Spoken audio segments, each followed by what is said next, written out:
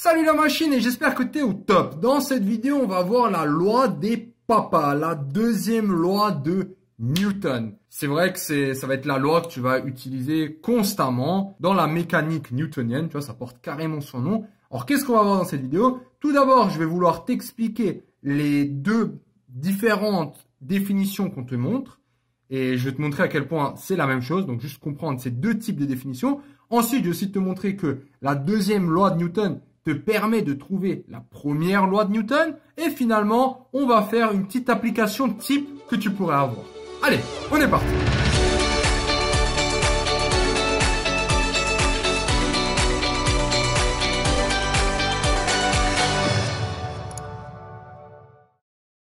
La deuxième loi de Newton, le papa des lois. Tu vas voir que tu vas l'utiliser constamment.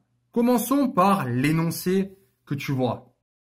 La somme des forces extérieures, après j'expliquerai pourquoi extérieur c'est important, c'est égal à la dérivée, donc ça là, c'est rien d'autre que la dérivée de ce P. Alors le P, c'est la quantité de mouvement. Si tu veux vraiment comprendre ce que c'est, j'ai fait une vidéo là-dessus, tu vois que c'est vraiment un truc vraiment stylé, la quantité de mouvement. C'est ce qu'à la base justement de la propulsion des avions, des fusées, etc. Bref, donc c'est juste, si tu dérives cette quantité de mouvement, bah, tu sais que c'est égal à la somme des forces extérieures. Encore une fois, donc comme d'habitude, un objet, on parle bien qu'il est dans un référentiel galiléen, c'est-à-dire où le principe d'inertie s'applique. À partir de cette formule, en fait, on va pouvoir la modifier légèrement pour trouver la somme des forces est égale à MA. Comment on arrive à ce résultat? Petit rappel, la quantité de mouvement, c'est égal à la masse fois la vitesse. Oui, la vitesse en fonction du temps, ça c'est important de le dire.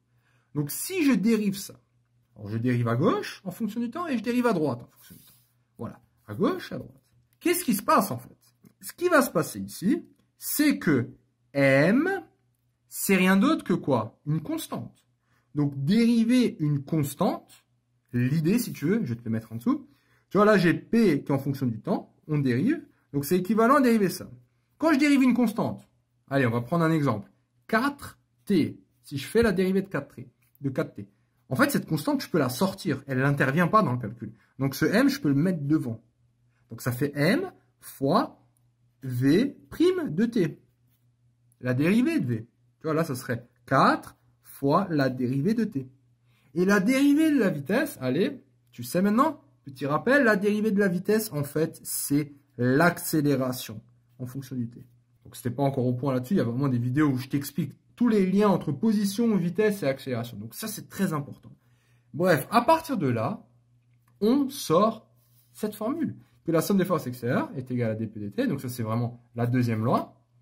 Et dp sur dt, donc la dérivée de la quantité de mouvement, c'est la masse fois l'accélération. Donc, ça, tu peux aussi voir sous la forme de somme de forces extérieures égale à ma, la masse fois l'accélération, qui va aussi s'écrire m dvt sur dt. C'est la même chose.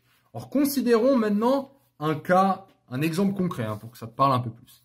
Si je considère le système caravane plus voiture, qu'est-ce qu'on veut faire? On veut analyser, donc on va commencer par faire le bilan des forces sur ce système. Alors, quand je dis bilan des forces, ce qui va être intéressant, c'est de voir quelle force externe s'applique à ce système. Alors maintenant, juste une petite parenthèse pour qu'on s'intéresse aux forces externes. Parce que regarde, toutes les forces internes, en fait, il s'avère qu'elles s'annulent. Par exemple, là, cette caravane, il y aura toujours une réaction. Donc, par exemple, là, tu es d'accord que cette caravane, elle tient la voiture d'une certaine manière et la voiture tient la caravane. En fait, si tu veux, toutes les forces internes ici, elles vont se compenser par la troisième loi de Newton. Donc, action-réaction. Donc, on ne s'intéresse jamais aux forces internes, parce que sinon, ça ferait toujours 0. Donc, mais aux forces externes. Donc là, pour le moment, on a quoi comme force externe? On aurait le poids, frottement, réaction et tout ça. Donc, premier cas là-dedans, dans ce système caravane plus voiture. Premier cas, si la voiture est à l'arrêt, ou bien si la vitesse est constante. Qu'est-ce qu'on peut dire au niveau de la somme des forces externes? Donc, on vient de voir que la somme des forces, c'est m fois la dérivée de la vitesse sur le temps. Or, qu'est-ce que je viens de dire là? Que la vitesse, elle est quoi? Elle est constante ou nulle. Hein, si elle est à l'arrêt, nulle, c'est aussi une constante. Donc, la dérivée d'une constante, allez, rappelle-moi, ça fait quoi? La dérivée d'une constante, exactement, est nulle. Donc, conclusion, la somme des forces extérieures est égale à M fois A est égale à 0. Okay? Donc là, je viens de te montrer que si on a une vitesse constante ou si c'est à l'arrêt, j'ai bien 0. Donc ça, c'est bien une partie de la première loi de Newton. Hein, donc ça te montre juste que la première loi de Newton, d'une certaine manière, c'est une conséquence de ça, en tout cas en partie. Alors maintenant, on va faire un tout petit peu différent. Si la voiture, cette fois-ci, elle accélère ou elle freine, ça veut dire qu'on a une vitesse qui n'est pas constante, hein, parce qu'on a une accélération qui varie. La loi continue à s'appliquer, pas de souci. Qu'est-ce qu'on a? Somme des forces extérieures égale à MA. Alors, somme des forces extérieures égale à MA. Donc, faisons le bilan des forces. Quelles sont nos forces? Alors, nos forces, hein, comme dit avant, on a le poids. Alors, on peut dire que c'est vrai qu'il y a un poids ici, un poids ici. Donc, il y a un poids en général sur le système. Hein, on peut dire que là, c'est le centre de gravité et je vais avoir un poids. Donc, un poids comme ça. Ok, P. Donc, somme des forces, déjà, on va avoir le poids. Et ensuite, on va avoir la réaction normale du support. Hein, ça, c'est toujours là. Hein. Est-ce que je précise qu'il y a des frottements ou pas? J'ai rien précisé, donc forcément, il y a des frottements. Parce que les pneus et la route, bah, il y a un frottement, sinon la voiture n'avance pas, en fait. C'est ça le truc. Au niveau des axes, qu'est-ce qui se passe? Donc, si j'ai ce poids, j'ai la réaction du support, hein, on va dire la réaction normale du support, et les frottements. Alors là, si tu veux, réaction normale plus frottement, c'est la réaction en général. Hein. Parce que la réaction, c'est la réaction normale plus la réaction tangentielle. Donc là, je dis réaction normale. Donc ça va bien être quelque chose qui part vers le haut. C'est la réaction normale. Et on a un frottement, quelque chose qui part vers l'arrière. Explique-moi déjà une chose. Selon l'axe des Y, si maintenant je pose un repère comme ça, où j'ai X, Y, qu'est-ce qui se passe selon l'axe des Y? Selon l'axe des Y, en fait, la voiture ne s'enfonce pas. Hein, ce système ne s'enfonce pas. Il reste sur la route. Donc, on a une conclusion très simple, hein, c'est que les forces s'annulent.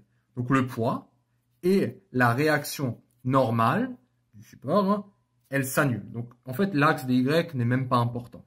Ce qui est intéressant, du coup, c'est de savoir, tiens, c'est quoi l'accélération qu'il faut donner? Ou bien, quelle est la force de frottement? Donc, pour ça, on va s'intéresser à l'axe X. Quand on s'intéresse à un axe, on va projeter nos vecteurs sur X. Alors ça tombe bien, c'est très simple. Parce que selon X, on a juste une force. C'est a priori la force de frottement. Donc si je projette, j'ai ça. Donc selon X, hein, je vais juste avoir la force de frottement qui est égale à M fois A. Hein, la force de frottement qui s'oppose au mouvement, vu que c'est des frottements. Donc si maintenant je donne une valeur de l'accélération, par exemple, je dis, voilà, le gars, il accélère à telle vitesse. Par exemple, il accélère à 10 mètres fois seconde au carré. En déduire la force de frottement, bah, il suffit de faire la masse du système. Hein, on va dire, je sais pas, 2 tonnes. 2 tonnes fois 10 mètres par seconde carré. Et tu vas bien avoir une unité qui va correspondre au newton. Si, dans l'autre sens, on te donne la force de frottement, tu peux dire à quoi est égale l'accélération.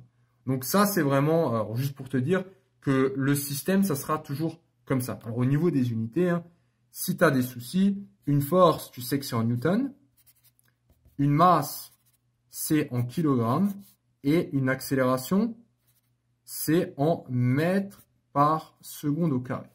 Donc ça, c'est les unités, hein, somme de force égale à MA. Hein, bon, je peux mettre les vecteurs hein, extérieurs, voilà. Donc ça, c'est les unités. Après, tu passes d'un côté, tu passes de l'autre côté, tu divises les unités et tu arrives à retrouver tes unités. Je te laisse avec ça. La structure que tu auras d'un exercice, c'est tu poses tout d'abord le système, tu fais un bilan des forces, donc tu dis les forces, vers quelle direction elles s'appliquent, les intensités. Ensuite, tu appliques la loi de Newton. Quand tu as appliqué la loi de Newton, il faut projeter. Tu projettes selon X, tu projettes selon Y, et ensuite, tu regardes l'axe qui t'intéresse pour en déduire la force qui t'intéresse. Tu l'isoles et c'est fini. Voilà. Félicitations d'être arrivé jusqu'au bout de cette vidéo. Cette vidéo t'a plu? Ça tombe bien, il y en a encore. Sur matrix.fr, tu peux non seulement télécharger le résumé de cette vidéo, mais aussi retrouver tout ton programme avec plein d'exercices corrigés étape par étape. Tu peux aussi défier tes amis dans des jeux et te mesurer à la communauté Matrix pour gagner un cadeau tous les mois. On se retrouve sur matrix.fr.